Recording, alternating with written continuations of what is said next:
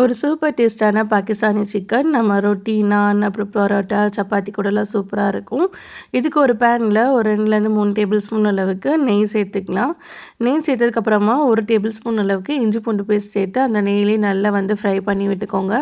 இப்போ நான் ஒரு 1/2 கிலோ சிக்கன் நல்லா கழுவி சுத்தம் பண்ணி அதை சேர்த்துருக்கேன். அந்த சிக்கனை அந்த நெய்யோட நல்லா பிரட்டி எடுத்துக்கோங்க. எடுத்ததுக்கப்புறமா ஒரு 2 பல்லாரி பொடிசா சாப் பண்ணி அதையும் சேர்த்து ஒரு 2 டேபிள் ஸ்பூன் அளவுக்கு நம்ம உப்பு சேர்த்து மூடி போட்டு அப்படியே லோ ஃப்ளேமில் ஒரு 10 மினிட்ஸ்க்கு அப்படியே நல்லா வேக விட்டுக்கலாம். இப்போ ஒரு 2 பெரிய தக்காளி, அப்புறம் ஒரு 4 பச்சை மிளகாய் சேர்த்து நல்லா வந்து நம்ம மிக்ஸ் பண்ணி கொடுத்துக்கலாம். இப்போ மூடி போட்டு மறுபடியும் ஒரு 10 நிமிஷத்துக்கு அப்படியே லோ ஃப்ளேமில் நல்லா குக் பண்ணி விடுங்க. இப்போ ஒரு 2 டேபிள் ஸ்பூன் அளவுக்கு காஷ்மீரி மிளகாய் தூள் நம்ம சேர்த்துக்கலாம். காஷ்மீரி மிளகாய் தூள் சேர்த்ததுக்கப்புறமா ஒரு 1 டேபிள் ஸ்பூன் அளவுக்கு நான் தனி மல்லித்தூள் சேர்த்துருக்கிறேன். ஒரு 1 டீஸ்பூன் அளவுக்கு மிளகுத்தூள், ஒரு 1/2 டீஸ்பூன் அளவுக்கு மஞ்சள் தூள் சேர்த்துக்கலாம்.